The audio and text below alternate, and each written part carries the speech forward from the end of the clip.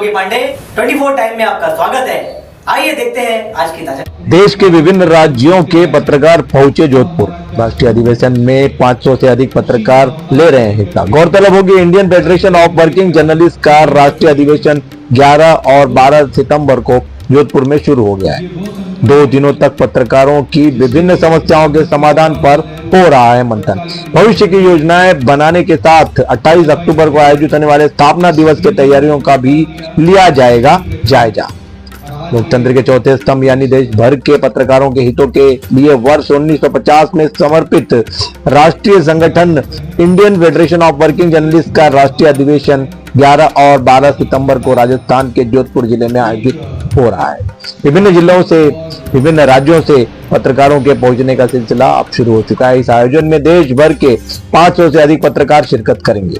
Federation का उद्देश्य देश के हर गांव, पंचायत, कस्बे, उपखंड, जिले, महानगर और राज्यों तक संगठन की प्रभावी पहुंच सुनिश्चित करना है।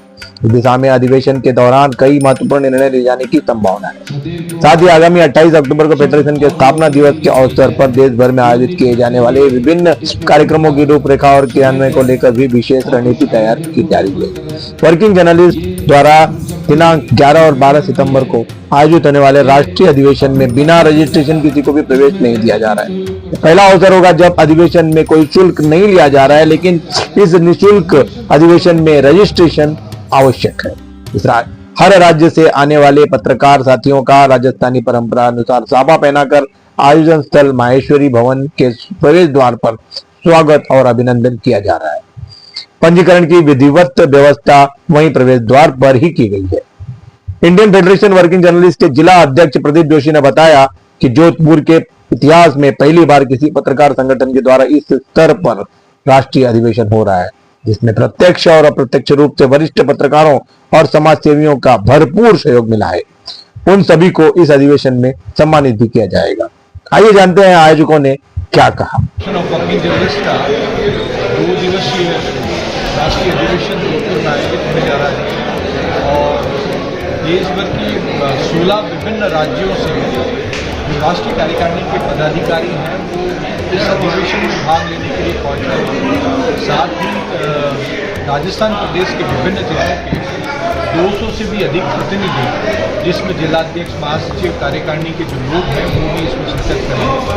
दिनांक 11 को प्रथम सत्र में महाराजा अग्रसेन सिंह जी जोधपुर के साथ में कैबिनेट मिनिस्टर्स हैं और शाम को राजस्थान प्रदेश इकाई की बैठक होगी, जिसमें संगठन के विभिन्न मांगों को किस तरह क्रियान्वित किया जाए और उन मांगों के साथ साथ किस तरह की रूपरेखा तैयार की जाए कि संगठन का जो ढांचा है वो अब आगे तेजी से संगठन सक्रिय होकर के बढ़ सके। दूसरे दिन समापन समारोह में राष्ट्रीय इकाई की बैठक, जिसके अंदर राष्ट्रीय इकाई के हमारे जो दिवंगत राष्ट्रीय अध्यक्ष थे श्री के विक्रम राव, उनके देहांत के पश्चात चुनाव होने हैं। चुनाव की रूपरेखा और राष्ट्रीय इकाई के विभिन्न विषयों को लेकर के मंथन किया जाएगा। इसी को लेकर के ये 2 दिवसीय राष्ट्रीय अधिवेशन रखा गया है। जी, कोई इतिहास बनने जा रहा है। अधिवेशन पत्रकारों को पहली बार भी हो रहा है। हम प्रयास कर रहे हैं उनके लिए ठोस समाधान निकालें ताकि पत्रकार एक सामाजिक और देश के अंदर जो पत्रकारिता थी कहीं ना कहीं संघर्ष का एक दौर उसके लिए भी था।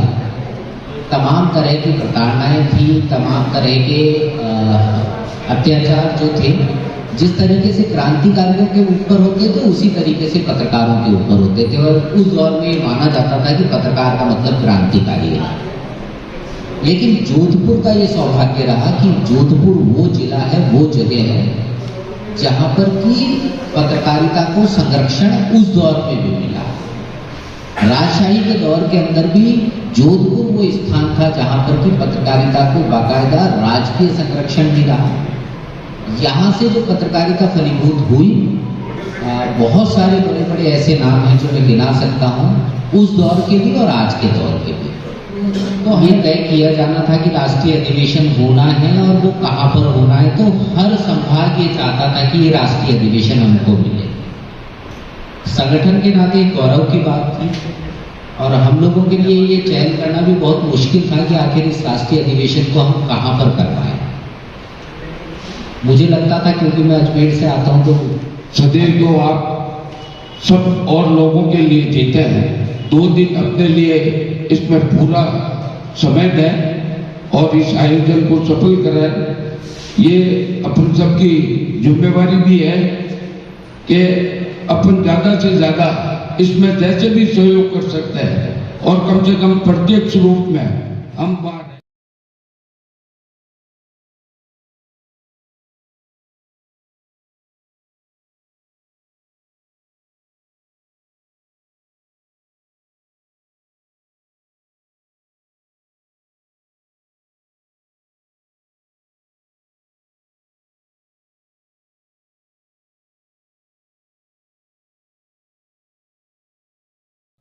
एक आम सी बात हो चुकी है। IFWJ ने इन सब घटनाओं को देखते हुए बड़ा कड़ा रुख अपनाया है और इसकी मांग को लेकर के IFWJ विगत 6 वर्षों से प्रयासरत है।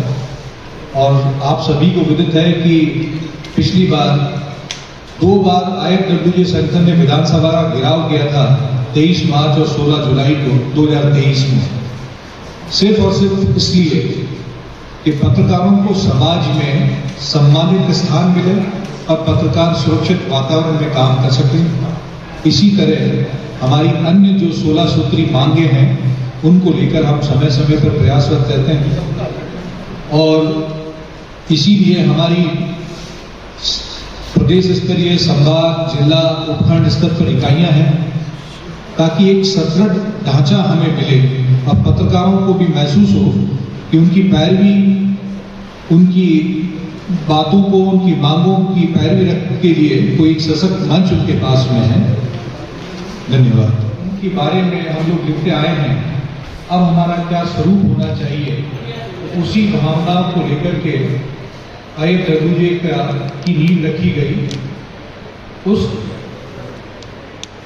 ये वो संगठन है जिसके लिए प्रधानमंत्री जवाहरलाल नेहरू, तत्कालीन गृह मंत्री वल्लभ भाई पटेल, इन सभी ने अपना योगदान दिया, इसकी नींव रखी और आज ये देश का सबसे बड़ा और सबसे देखने के लिए बने रहिए 24 टाइम के साथ।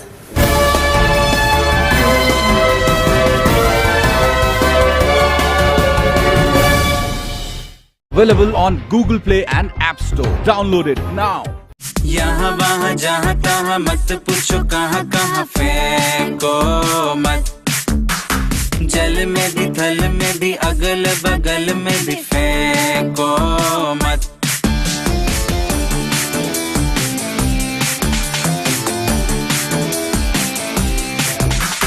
अपनी जगह की साफ सफाई सबसे पहले कर लो, लेकिन कूड़े करकट को तुम बाजू में न ढक लो। सब कुछ एकत्रित करके डब्बे में तुम रख लो, बस फेंको मत, बस फेंको मत, बस फेंको मत, बस फेंको मत, फेंको मत।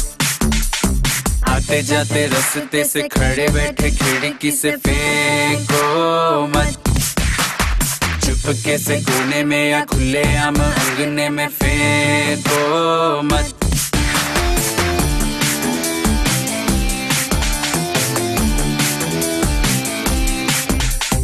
गाड़ी को ठेले को अच्छे से चमका के रखना, लेकिन बदले में रास्ते को कभी ना गंदा करना।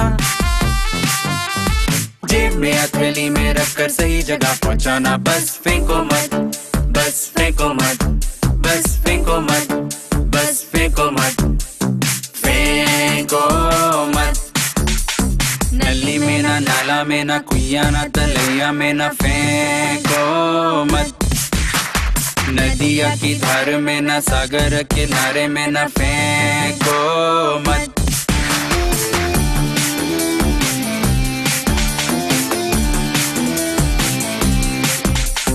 खुले में कुछ खाया पिया, गर्म हो या हो ठंडा, उसके बाद तुम ढूंढो कूड़े का कोई कुंडा।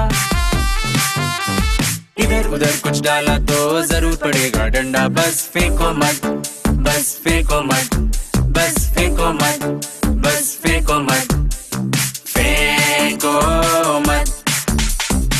अपना तो कर लो काम, औरों का भी रखो ध्यान। फेंको मत, ना कोई खर्चा ना कोई मेहनत, सरल है करना स्वच्छ भारत। फेंको मत, फेंको मत।